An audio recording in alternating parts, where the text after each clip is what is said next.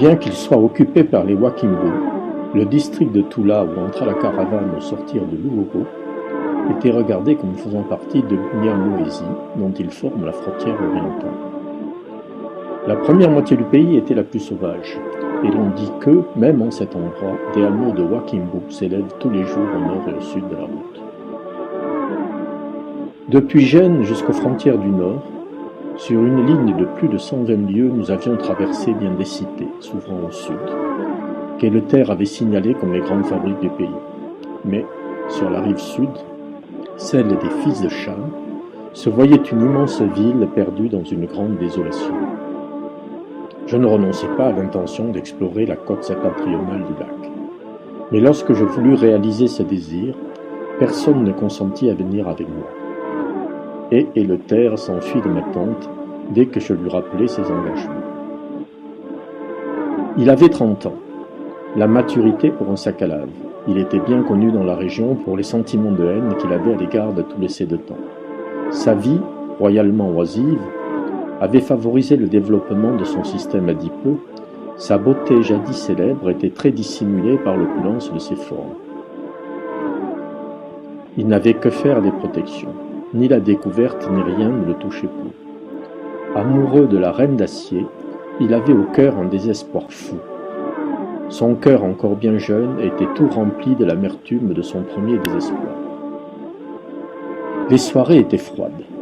Au coucher du soleil se levait régulièrement une grande brise de mer qui faisait gronder les éternels brisants des plages et secouait sans pitié les dernières feuilles d'automne. Eleter et ses gens n'en montrèrent pas moins de mauvaise humeur.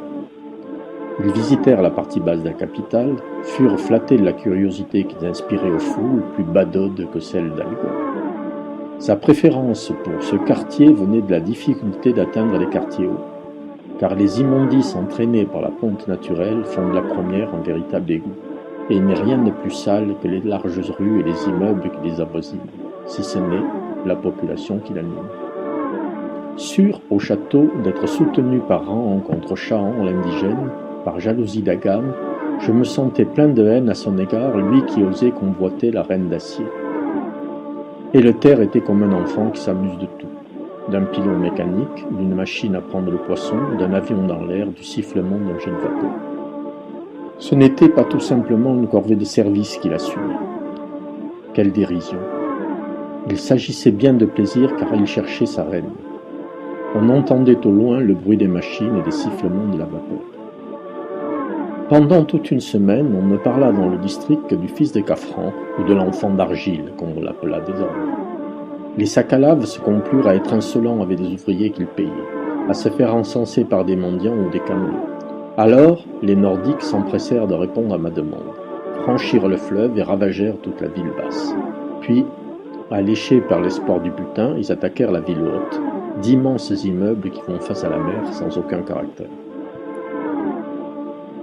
Quand Eleter comprit que tout était fini, irrévocable, qu'il se retrouva là sur la plage de sable, voyant la ville qui brûlait, une affreuse angoisse dans laquelle il y avait la terreur de ce qu'il venait de faire, la rage contre moi, l'horreur pour la reine d'acier, et comme un profond besoin de la chasser loin de lui, et tout un immense et profond amour réveillé pour son foyer chéri, pour les êtres bien-aimés qui l'attendaient là-bas.